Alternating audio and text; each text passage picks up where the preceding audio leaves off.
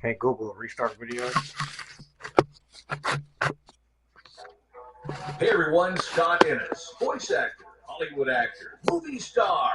Don't believe all that. I'm a legend in my own mind. Hey, you know me better as the voice of some of the most popular cartoon characters in the world. Scooby Dooby Doo, Scrappy Dappy Doo, Puppy Power, like you Shaggy too. Hey, you've got the Sullivan Project podcast coming at you right now. Hey Google, stop. Hey Google, turn your volume to 50%. What's up, everyone? Welcome to the Sullivan Project podcast. I'm your host, Harold Sullivan. Hey Google, turn your volume to 50%. Hey Google, what's your volume on? The volume is currently set to 50%. See, it didn't beep that time. Technology, it doesn't work half the time. When it works, it's great, like I said. I lost my sight 3 years ago, in case y'all haven't tuned in before. I was born with an autoimmune disease, and I wasn't supposed to make it very long, but I've been here over 45 years, and I've been in a wheelchair since I was a child, and I just keep going. It's amazing. We all have a story, and you can't judge a book by its cover. That's what I like to say. Everyone has a story. You can't judge a book by its cover, and we all been through stuff. So that's what this podcast is about. Just a place to come and talk about whatever, anything, no judgment. And we have guest audio or video, and you can actually email the show hs19782015@outlook.com, and you can call the show 724-513-1472, and check us out on YouTube and TikTok, Harold Sullivan 78, and then Facebook is Harold Sullivan period 35. And like I said, if you want to be a guest or if you just have something to say, leave good feedback. I appreciate it. You know, unconditional love. Love is a choice, and so is to hate. That's how we like to end the podcast. And these are little things I call Sullyisms have been coming to me since I lost my sight. And I'm hoping to put them in a book. I've got an audio. Well, I like to do an audio book, but I'm taking notes right now, and then my sister helps me type in the computer. She helps me post with the social media. It's just so I can do something here with this podcast because I want to help people. Your pain is your strength by your weakness. And like I said, everyone has stuff. And it helps just to talk or just to have somewhere to go and have a good time. And even if you need someone to cry with, call me. Call the show. We all have problems, and you can be there for someone. You can help someone. You can, people shouldn't say they can't. There's something they can't do. There's nothing they can't do. You can always do something, even if you're just there being there for somebody. So Danny's having some problems now, and we're going to talk to him later on. With his girl, she's trying to keep the kids from him. He got two babies under two, and he's just having a problem. She wants to move and just leave him behind in a different state, and he's got to try to find a way to come back to the state where he's from, which is where I'm at, and he's got a little bit of, I guess he got caught without a license, and so he's going to max out his whatever that means, his probation or parole, so he can leave that state and everything be clear and clean. So he might be doing some jail time here, maybe a couple months. I don't wish that on anybody, nothing. So, but he didn't want to just run away either. And I told him I wouldn't be good either. Just get it done what you can, and then everything will work out. So I'm trying to life coach him, trying to help him. I can do that for anybody. I'm into energies and crystals, and I'm psychic. I read things, and I can help people. You just got to be open. Everybody has these things. We just forget. You got to forget to remember. You know what I mean? Forget everything that you know and what you've learned to remember who you really are and where you came from. That's another Sullyism I've come up with. But we're going to talk about some books here and the X Files a little bit, and then we're going to get to an interview with Danny, and he talks about my goddaughters. Well, we're going to talk about Tupac Shakur too. But yeah, he has two babies under two, and he asked me to be the godfather to both. And now his girl's trying to keep him from seeing his kids. They've been together almost 20 years, more than half his life. It's just sad. But we all go through stuff. I try to tell him it's not happening to you. It's happening for you. You have at least the other two babies out of this, and things will get better. You know what I mean? You just gotta hold on for a second. Also, I want to mention my uncle Wally. I don't remember if I mentioned he passed away before, but I have over 30 people that I know that have died.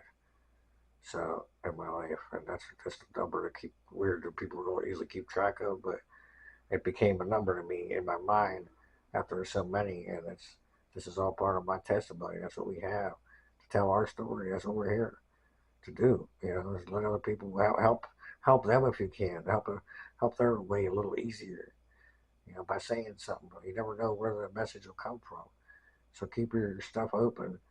Anybody can say something to you at the right moment. You know, and vice versa.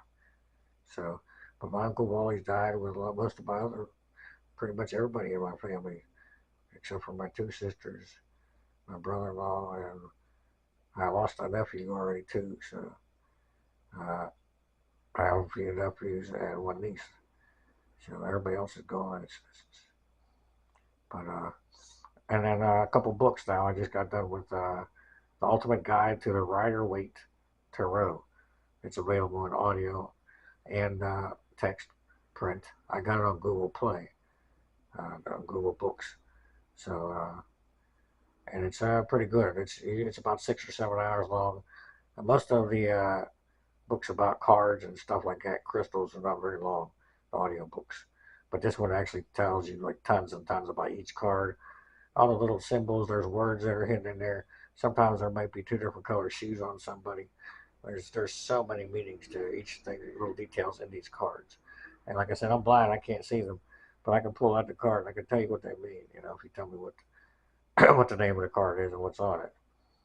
I'm learning all these things. I want to help people. These modalities they're called. And I was into some of the stuff before, but I never got into it as much as until I lost my sight and started let the Lord lead. That's another soloism I'll come up with. And you know, just as long as you believe in you, all is one. These are all soloism, but all is one. Believe in you. You don't have to have a category or go to this particular church or be a group or a name. A label. I don't believe in that. I believe we're all here for reasons. We all have just as much right, but we don't have a right to judge. I'm not the judge, just a messenger, I like to say. So let people live. They have a right to create their own existence and reality. You know what I mean?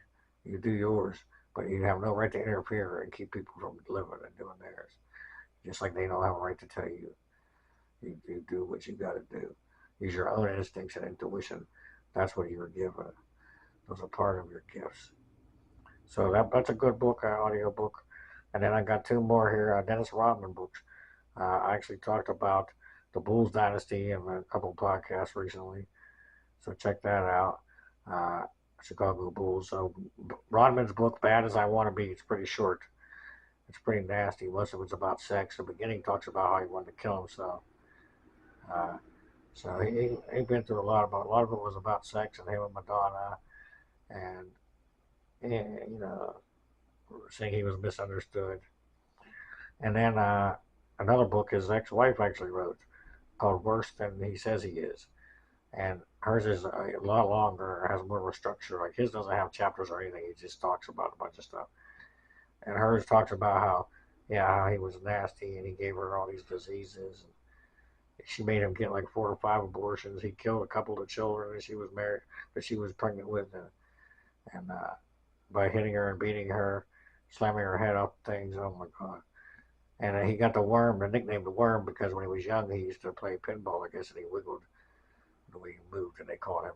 So I would have thought it was something else, but just because like he was wormy or snakeish, you know, like when he played, like he would be sneaky. So I thought the worm meant he was sneaky, but and basically all the tattoos and him coloring his hair and all that was because of his ex girlfriend. Every time she got a tattoo, he would get one.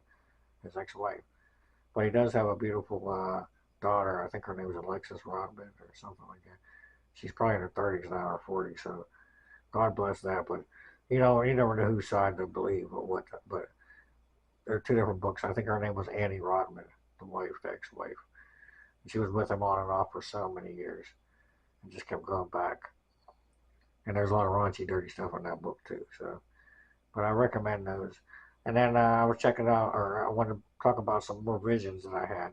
I talked about aliens recently, and in the last podcast or so. Go check that out. But I forgot to mention a couple other visions I've had in the last year or two. Uh, in my third eye, but I can see with my eyes open and closed. You know, because I'm blind now. I could just imagine, like I could just see things. So amongst the radar images I was getting like blueprints. Literally, I'm not thinking of these things; they just pop in. Blueprints, diagrams. There was like vehicles, and they were like taken apart, like moving up and like down, and then into each other. So I was almost shown how they worked a few times. And these are just things that randomly come into my mind. I'll just be sitting there and I'll go into a daze. And then there was a UFO one time. It started off with like some kind of big star or something with a circle around it, and then another image below that was the Earth spinning. I could tell it was the Earth, and then beside that, there was like three things in a row that happened. It was a small UFO going from left to right in my third eye, and it had like energy around it going in the opposite way, almost like it was showing me how the, something works. Because the ship was going left to right, but then there was like this, like maybe even two different kinds of energies around it going in opposite directions, almost like force fields, you call them. So maybe that's how the propulsion works, or maybe that's how they can go from real fast or through time warps, or I don't know. Because you think about those things would have to go so fast, a human being or anything like us wouldn't be able to stand, wouldn't be able to withstand the pressure and the speed. We can only go like so many G's. You know, somebody's neck would break if they stomped on a dime like that. So I don't know. There's some mystery. It's so mysterious, you know. But those are other visions I've had. I mean, literally like diagrams, things that I haven't seen before, and I'm not thinking of these things like look like military uh, machines. You know, like in my mind, I'll just be staring right at it. And I'm like, whoa, wait. And in a few seconds, they go away when, you know, but I've seen lots of stuff. So let's talk about the X Files season one. I got the on Google Play. You can go buy old DVD, the kind of DVDs like TV shows and movies is. So I've listened to probably half of the episodes so far. So I'm trying to remember a few of them there, and then we're gonna do a review after to get done with the whole season. I just did X Files season 10 recently, so I'm doing number one, going back to the beginning. So the first couple episodes, yeah, you got the Scully and Mueller meet. Uh, you get some kids. Uh, there's a boy who is seeing stuff through the TV like Poltergeist almost, and then he's putting all these images, like these with circles and ones, numbers. He's printing out, and then they look like the boy's missing sister. And then there's these kids that are being abducted or something by aliens, and one of them can't even walk, but they find like some plants or something on his foot, and they realize that he can run away, and they don't really explain, you know, is it really UFOs or what. Uh, hey Google, what did I want you to remember? This is how I take Here's what you notes told now. me. First, Scully father Brad Dourif shapeshifter Jack walk in. Second, Mulder and Scully both date Scully nephew fire guy Arctic possession lone gunman. Okay. Third, meet Kit's boy with Paper's Jersey Devil NASA ghost.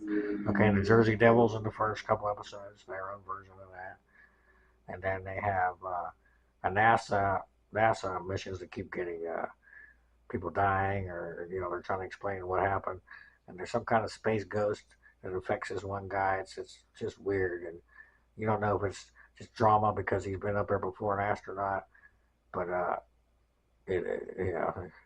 So then you meet like for instance Dana Scully has a sister and she goes to one of her nephew's birthday parties, so you get a little bit of the family, and then Dana uh, dates a guy and it doesn't work out, so they kind of get that away out of the picture right away to show that they have social lives, but then they're gonna end up Scully and Mulder just pretty much working together and not really trying much. But then there's an ex-girlfriend of Mulder's that comes in that works for an agency. She has a British accent, I believe, and she's right up there with Mulder though, but she believes in this stuff. So she's like Scully and Mulder put together, kind of. Hey Google, what did I want you to remember? Here's what you told me. First, Scully father Brad Dourif shapeshifter Jack walk in. Second, Mulder and Scully both date Scully nephew fire guy Arctic possession lone gunman. Hey, Google, stop. There's a guy who can light people on fire and control fire, so he's in there. And then we got the lone one. I believe it's one of the lone gunmen shows up later on. There's a group of people that kind of work on the side that Mulder talks to. They're like rejects or people that just you know from different organizations that went on their own. And there's a scientist who creates something, and I believe he ends up being one of the lone gunmen later. And then there's an Arctic, Antarctica thing that's crashed in the ice. Pretty much sounds just like what's the movie? I can't remember now. The Thing. Yeah, the John Carpenter's. Uh, but this is and it possesses people too, and it makes them go crazy. It's almost shot for shot. It sounds like it's weird how some of the X Files episodes they actually took and ripped off of certain things, but made their own thing. So it was pretty much the same thing. And then later on here we got, hey Google, what did I want you to remember? Here's what you told me. First, Scully father Brad Dourif shapeshifter Jack walk in. Hey Google, stop. And then Scully's father passes away, and she actually sees him in a vision that kind of gives her hope. But then there's this is later on. We're only through the first like half season, first half of the first season. And then I believe it's Brad Dourif because nobody else sounds like that Chucky voice and Brad Dourif's voice. But he's a guy who's in prison, and it's kind of almost like Hannibal, where uh, Scully and Mulder are going there to ask for advice about some kidnappings. And this guy seems to be psychic all of a sudden, but he wasn't before. And he's trying to tell her, trying to give her a message from her dad, and it almost makes her believe. But then Mulder's just like he's very good at manipulating this and that. And so you have Brad Dourif, and he actually does kind of help him save somebody, but he wants to get out of the alert. He doesn't want to be gassed, but they won't cut him a deal and this and that. Hey Google, what did I want you to remember? Here's what you Sounds like told me. Brad Dourif. First, Scully father Brad Dourif shapeshifter Jack walk in. Hey Google, stop. And there's a shapeshifter thing that kind of something like that changes. It can look like male and female, and it's part of this almost like a cult that lives up on a place like a reservation, almost like the Amish or Mormons. And they go there and they find out that one of them creatures has because they're creatures because when they go back at the end, the whole colony's disappeared. There's no trace that they were even there. But one of them has went rogue and it's killing people. It's like having sex with people and taking their life and like changing into them or something. It's weird. And then, hey Google, what did I want you to remember? Here's what you told me. First, Scully father Brad Dourif shapeshifter Jack walk in. Hey Google, stop. And then the walk-ins is her ex, I guess a guy that she used to like or something.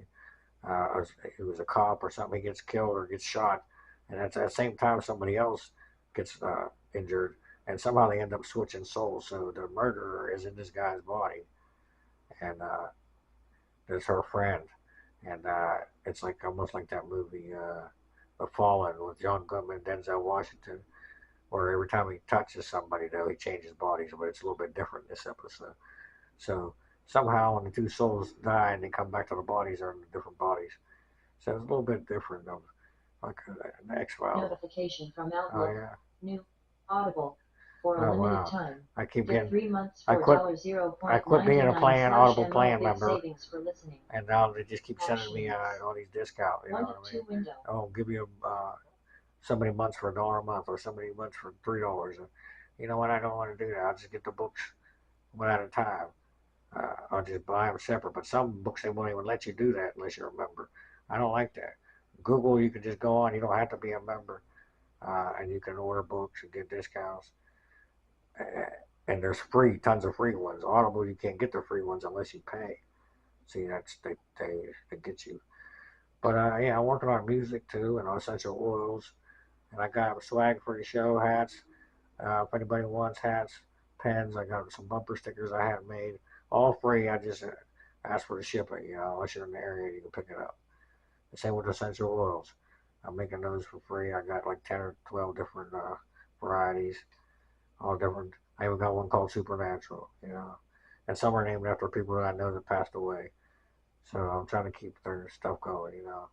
That's all you can do. So we're gonna talk to Danny here though, and love is a choice, and so is the hate, like I said.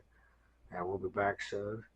And please share, rate, like, help, be the light, because that's what you can do. It helped me with the podcast.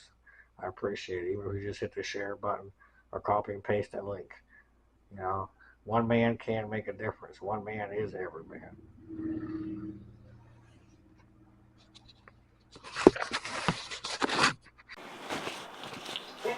All right, what's up? We got Danny here. What's up, Danny? Hey, what's going on now? We're going to talk about Tupac a little bit. I got a couple things. Man. Yeah, I just talked about him on one of my last podcasts. Tupac, Bill Walton, and I did a second reading for someone. I'm like, all three of those in one podcast. So where else are you going to find Tupac, Bill Walton, and a second reading? Yeah. Right. But I try to put a little bit of everything in there for everybody, so that, hey, they might like this, and they might hear something else, or you know what I mean. And plus, I want to learn. I want to know about everybody, and I'm just curious about everything, how it all works, and just people, just all of it. Right. And the most that I can think about Tupac is how he was so young. Yeah. And he knew so much about everything that was going on around him. That's pain, man. Pain makes you wise. Yeah. Right? Yeah. And experience. And it's like, he died at 25 years old. Jeez. And like I said, people don't say you're actually grown till you're 28. Yeah. Especially men, but when men mature slower, they say, guys, they learn later. But I feel like Tupac taught me so much as I was growing up. Like, I could put on a song and just relate to Tupac. Just listen to it. And it would make me feel good. And so he only had, about 4 or 5 real good years, and then he was in jail like 2 of the years, right, for being accused of rape or whatever. Yeah, he was accused of rape, and that's why he was in jail. Same thing that Tyson happened, right? I think he was in jail for a year and a half. 18 months, a year and a half, 18 months. And that really messed up some, because he had all kinds of stuff going on in the works, movies and stuff at that time. But yeah, that's another thing about it is when you see somebody come up, they want to see you go down just as hard. I mean, he did all that quick. I googled it, said he was in like 45 movies. I believe that he didn't rape that girl. No, I don't think he did either. Just like Mike Tyson. I don't think. Right, same thing happened to Mike Tyson, right? Right in his prime. Yeah. Mm-hmm. Yep. And weren't they good friends too? Yeah, right? They were best friends. Because they went to a Tyson fight the night he got shot, right, Tupac? Yeah, the night Tupac died was the night of the Tyson fight. That's something we need to talk about. That's what I want to talk to you about. Who killed Tupac? Because I'm like, it was like 4 or 5 different people in the conspiracy. Yeah, because he was thinking about leaving death row and everything else. So. And you got P. Diddy. It was a big conspiracy. So. And I'll never forget growing up in 1996. Yeah. When he first died. Yeah. I remember all the conspiracies about him being alive. Yeah. You couldn't help but believe that it was true. Well, let me talk. Yeah. Because he was like always talking about dying. Yeah. And it's coming up. So growing up in the 90s, couldn't help but believe the conspiracy of that he's still alive. And he was shot worse the first time, right? Because he had just got shot like right before that. He got shot 5 times. He survived 4 times in the chest. Yeah. And one grazed his head. Jesus. And he survived that, right? But then he got shot again and died. Yeah. And then on the Mike Tyson fight, he got shot again. Let me tell you about this instance I've had with Tupac a few months ago, okay? Whenever I was asking him, I told you I'd ask him to help me in spirit to write music, and that's where I got Father of the Year. If y'all want to check out, it's on Tupac. It's on the YouTube and TikTok, Harold Sullivan 78. But it's a song called "Father of the Year," and it's a rap song. And Tupac helped me, the lyrics, right? People don't believe in spirits and all that. Well, okay, hey, it's my reality, right? But anyway, so I just one night I just said, hey, can you, help me? And I really started writing different. So if there's some songs that I wrote, they're totally different. The lyrics, you could just tell it's a different style, and that's not me on purpose. You know what I'm saying? It's just I was actually channeling or whatever. Hey, the words came to me. But I had this vision one night, and see if this makes any sense to you. Okay, I was probably 3 or 4 o'clock in the morning. I was laying there, and I wasn't sleeping. I know when I'm awake or sleeping. Obviously, my eyes are open or whatever. But anyway, I had this vision, okay, and I could swear it was Tupac, but it's dark it was in my mind, okay, and you ever heard of a third eye? It's like if you can close your eyes and you can imagine something in your mind, like that's what it is, like a picture in your. Yeah, it feels like reality. Yeah, some people can't see stuff in their third eye though. I didn't know that until recently. But anyway, I had this vision. It only lasted a few seconds though. But it was a man, okay, and he had a couple guys with him. He wasn't alone, 2 or 3 other guys around him, like almost like a huddle. And but he looked older, okay. He didn't look like 24, 25. And his skin was a little darker, right? Maybe a little bit more weight. And he was bald, though. And then he had a bandana on top of it, tied around the top of his head to the side, right? And it was either black or purple or dark blue. And he had an overcoat or maybe a jean jacket on, like he was wearing dark-colored clothes. And so his posse, that's the best way I can explain it, or his 2 or 3 guys around him.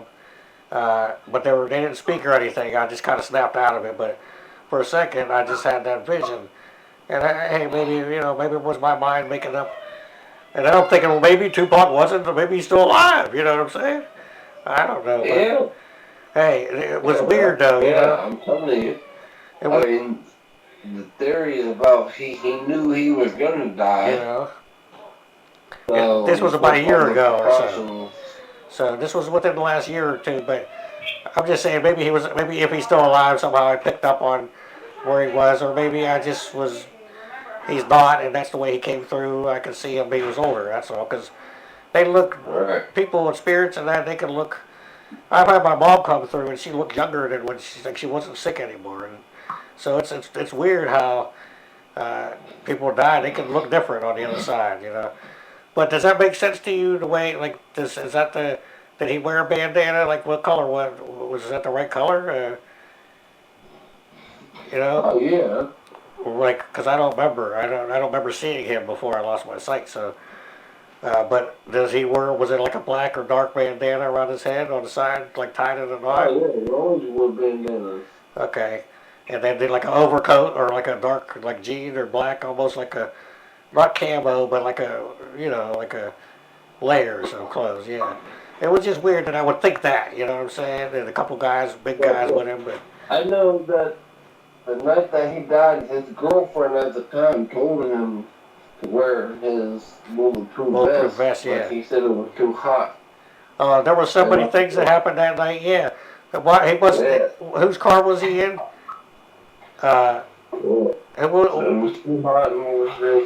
Whose car was he in? Tyson played. He was in what's his name's car? Who's still alive, right? He's the only guy. Right. Suge Knight, yeah. Because I was googling, and all the rest of them are all dead. Everybody had connection except for P Diddy and Suge Knight. Right. They said P Diddy did it, but Suge Knight was supposed to be the. Did you ever hear that? Suge Knight was supposed to be the target. But yeah, well, like I said, he was thinking about leaving death row. Yes, and Tupac was in the passenger side, and he got killed, but Suge survived. So, did you ever hear what his first words were, or last words were, Tupac's? No, what was it? Because there's 2 different stories there. There's one story is when they pulled over, the bodyguard who wasn't even in the vehicle. That was a whole mess up too. Where was all the bodyguards and everybody's security got called back to where they were supposed to have the event instead of. But that guy, they said first, the guy pulled it, opened the door, and they pulled Tupac out, leaned him against the car. Then there's another account where the cops say they opened the door and Tupac fell out. So there's two different, and the cop is trying to say, and I don't know if he was white or black, I'm assuming he was white, because he said, "Who shot you?" and Tupac said, "Fuck you." So that's what they're trying to say.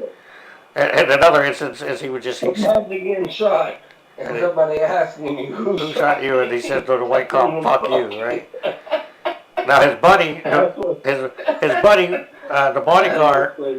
bodyguard was trying to say that he just kept saying, "I can't breathe, I can't breathe," was his last words. So I don't know what to believe, but something went wrong. There was something wrong because he was just... People thought he was getting too much power. There was a theory that Suge Knight had him set up because he was thinking about leaving Death Row. And he's the one that took him to the fight. Yeah, and he's the one that suggested and all that. Yeah. There's things about Biggie shooting him and everything else, and there's just a bunch of stories. And Biggie paid the dude to beat him up at night. That guy to try to beat up Tupac was paid by Biggie, and that guy was killed a couple of years later too. So like all these people were all killed. Anybody that could have told what really happened were all murdered. Yeah. Right. And P. Diddy is free, and I don't know. For some reason, I was getting P. Diddy's in my mind, his name, like a tattoo almost, like with the word P and then Diddy. But I googled it, and they said it says P. Diddy don't have his own name tattooed on himself. So, and I was like, right. maybe I will see the tattoo. All I can think about is, is even if he did have the beef with them, whatever. Yeah. Tupac, when he died, had 230-something songs unreleased, and they were all good. Like, how the fuck can you write 230 songs before you even die? Jesus. You know. That's for all us to... What did they do with them? Were they released? Is that what half of them are on YouTube? Because they don't sound finished, you know what I mean?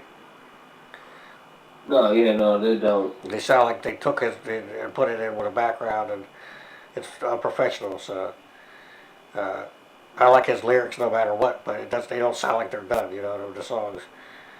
Some of them. Right. Yeah. The later ones, but the one before it, man. Like I said, Unconditional Love. Oh yeah, well that one there. I mean, the way he talks about it, man. Like, you know. Dear Mama too. I mean. You know. And what you don't get unconditional love from just anybody. Nah. You know. People don't even write about that stuff anymore. They write about bad. They don't write about love. Yeah. You know, and I feel like Brittany.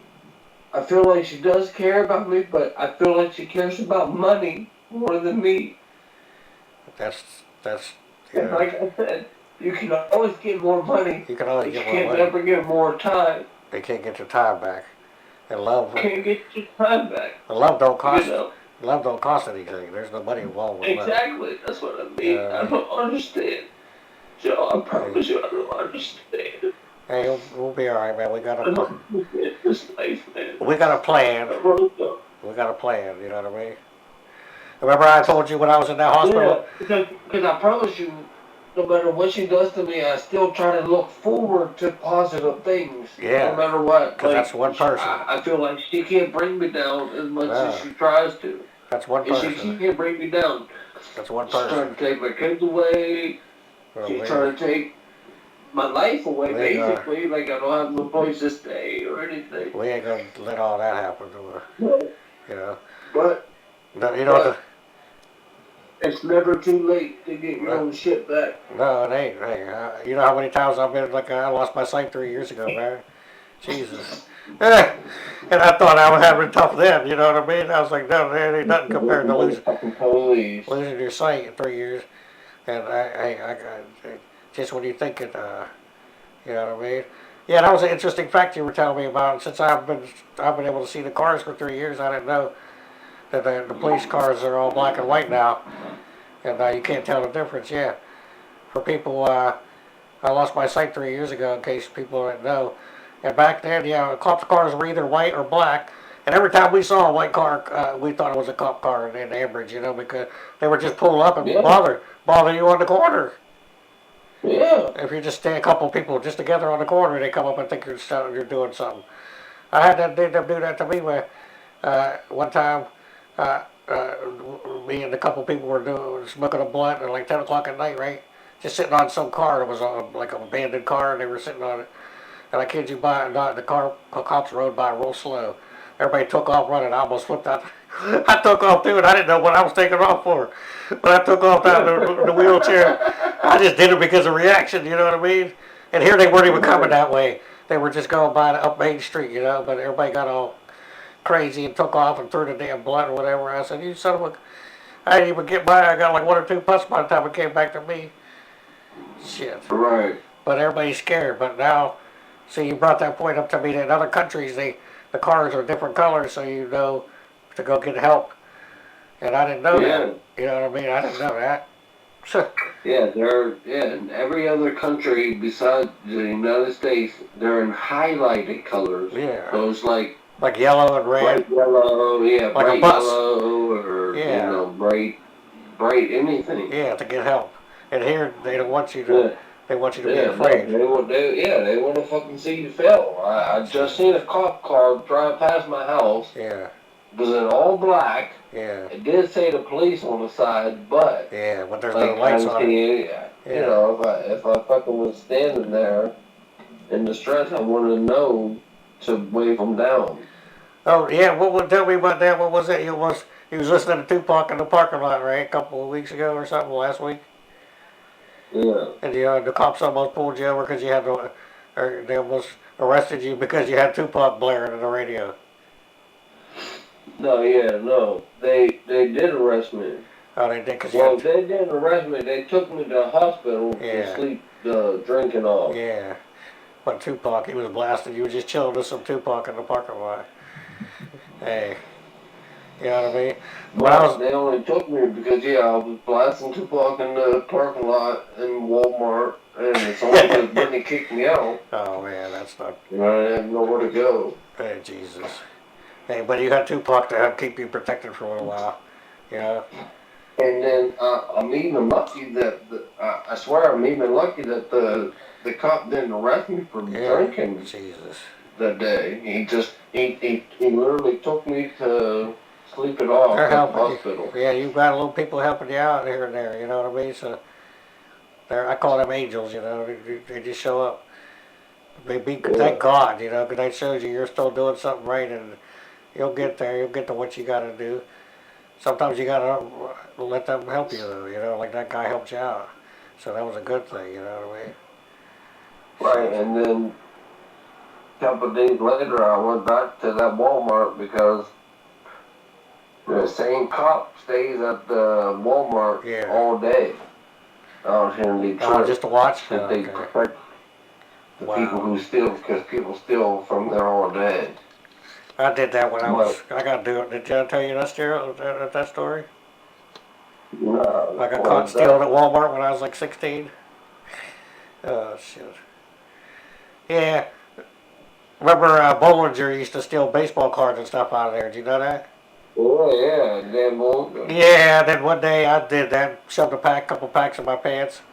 My dad was with me, though. That wasn't the good... My dad took me up there, you know what I mean? Why the hell would I do that?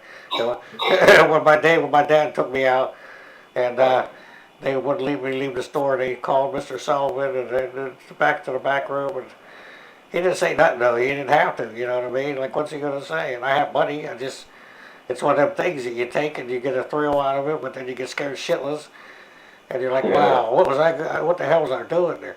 But I shoved like 10 packs of basketball cards and football cards. Man, when we were growing up, I remember them cards used to be worth a lot. Yeah, that was like $70 worth of cards. I remember a Sean Kemp card, a hologram Sean Kemp card was worth like fucking $10,000. I shoved them in my pants, man, and but they're like, you can't come back in there until you're 18 without an adult. I had to be supervised, but. He didn't say nothing, and I didn't say nothing to him. I was just disappointed. Like, what was I doing? You know, that's my dad, and that was embarrassing. I'm stealing baseball cards or basketball cards. Like, Wow, and I could afford that, but it was just, I did it a couple times and got away with it, and then it was like a drug, you know. Like, hey, it's kind of like, I might not get caught. Yeah, there's a thing in your mind that says, hey, you got away with it before, so but if you just do it. You don't want to. You know, that's the problem. It's like that with all drugs. in your mind. Yeah. You think you can do it, but and then it's not worth it. You know it's really wrong. Yeah. At the same time, it's not worth it. You still do it anyway. It's not worth it. Yeah, because what if you get in trouble and it's for some stupid cards? You know what I mean? Right. At least do it for your, like if you need to get food for your baby or something. But damn, still basketball cards like that was. But yeah, I did that. I learned my lessons too, just different things, different ways, you know. But I stole it. I got caught. And I quit doing that. I would never do it again, no matter what. Shit. Yeah. But let me ask you a couple about the third eye. Remember, so are you one of the people that's able to close your eyes and you can imagine like you can see pictures and whatever you want in your mind? Are you able to do that? I don't want to commit on saying that I can do that. Okay. But I do see visions when I do have my eyes closed. Yeah, well, I'm saying like right now you could close your eyes and you could see an apple if you want. Like there's an apple in your mind. Yeah. Yeah. Because some people can do that. Like right now, I can close my eyes and I can see it. I can make myself see an apple with my eyes closed. Well, I can do it with my eyes open now because I'm blind. It's all dark. So I can see it now. I can just pick something if I want to see Superman or you. I can imagine your face right now. There, I can see it right there, like a picture in my mind. See, a lot of people can't do that. I've always been able to, and I didn't know that. Like Chris can't do that either. Chris. No, Chris can do that. My friend from I went to school with when I was in elementary, but he doesn't have inner voice. That's another thing. Do you have where you can hear your own voice in your head? Like you can talk in your head, but without speaking out loud, right? Some people don't have that. He doesn't have that, and I was like, wow. So how do you figure out like? Usually, you talk before you speak out loud in your head, right? You try to figure out, and a lot of stuff you think in your head you don't say out loud. Some people don't have a filter, so it just comes right out. But yeah, some people actually don't have an inner voice, and they like inside their own mind. And I'm like, wow, I did not know that. 40-something years, it took me 45. I thought everybody could just think in their mind and hear their, some people hear other voices though, and they hear outside voices and. But mine is usually just my own. It's my own voice, but it's not even really. You don't really hear it. You just kind of think it in your head, right? But it almost sounds like you're hearing something. It's hard to explain. But yeah, he doesn't have that either. So I was like, wow, I didn't know that people couldn't just see, in your own mind. Like you want to imagine your daughter, right? You can just picture her in your mind when your daughters when you miss them. Some people can't see that stuff in their mind at all. They don't have an imagination, I guess. And some people can, and some people can see. I want to try this. I don't know if you can you see where I'm at or no? I can picture it. Yeah. I mean, can you see my arm moving my arm here? You probably can. Yeah. Can you see me move? Because this is another thing. Like I'm able to start to see colors and stuff since I lost my sight. But this is a thing I do. Anybody can do this. Okay, if you. Either hand, like just do a fist, like, and then hold your arm straight out in front of yourself, but close your eyes, right? And then move your, clockwise, the way the clock goes. Just move your arm fast in a circle, and don't look directly at your hand though, and you'll start to see out of the corner of your eye almost like the movement. I don't know if you can do that. You'll see either blue or like sparkle, just like a little bit of. And you can see your hands moving, but your eyes closed. This is something I've been teaching people to do. The more you do it, the more you'll be in tune. But that's your third eye. You'll be able to see your energy, your aura color. And you'll be able to see your arm moving even though you can't see it because your eyes closed. But you can see the energy if you do it in a circle. It kind of builds up energy. And I can do it like if I move my left arm in a circle. Just like like a fan moving around in a circle real fast. And you can kind of see where your arm is moving. a little bit. But that's something to test out. Let me know if you can start to see. Like usually it's a light blue you'll see, like sparkles almost, and that's your arm moving. But you can just see your energy, and some people can actually see your whole like through your body like an X-ray. And all these that are higher, developed. But I'm happy now just to see a little bit of. Sometimes when I hold on to certain crystals too, I can see more color. Like when I hold a crystal and I close my eyes and do that. It seems crazy, but it's for real. You know what I mean? No, I know. And like if you move your arm like that real quick and just look at it, not directly at it, but like right above it, you'll see the movement kind of start to move. But and then one more thing is you can tell people to try. Your body is its own lie detector test. Okay, so if you stand straight up with your arms down on your sides, and you ask yourself a question, your body will start to lean one side or the other. It's pretty crazy.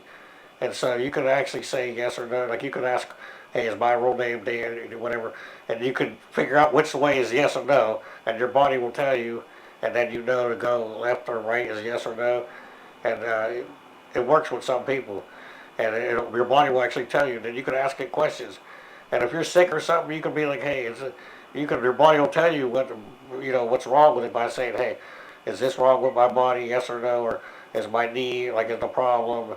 And it's crazy how you can just stand in a straight up and down, and use your body like a pendulum. It'll swing you left or right, depending on what question you ask. And that's another little psychic thing I told people to try. Just see if it works. You know what I mean? It might not work, but it works for some people. You know what I mean? So Right. we're gonna. Want to tell you a couple more Tupac songs before we sign off on the audio part. Did you know, did you ever hear the In the Air Tonight, the Huey Lewis song with Tupac? No. I mean, did they do that after he died? Or, because there's that one song and it has In the Air Tonight playing in the background.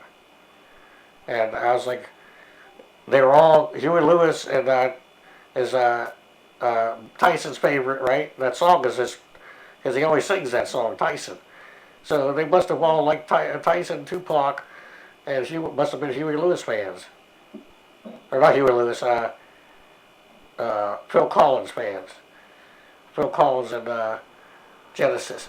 Because there's that one song, I think it's where he's screaming, he says, God can hear you screaming, he's in the mirror, looking at the mirror. Yeah. And then in the background, I can feel it coming in the air tonight. And it's Phil Collins. Which one is it? Yeah. So I don't know if they did that after Tupac.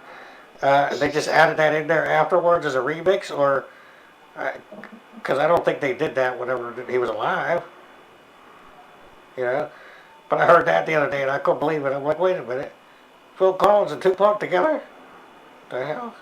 Right, yeah, that's a good song. What is it called?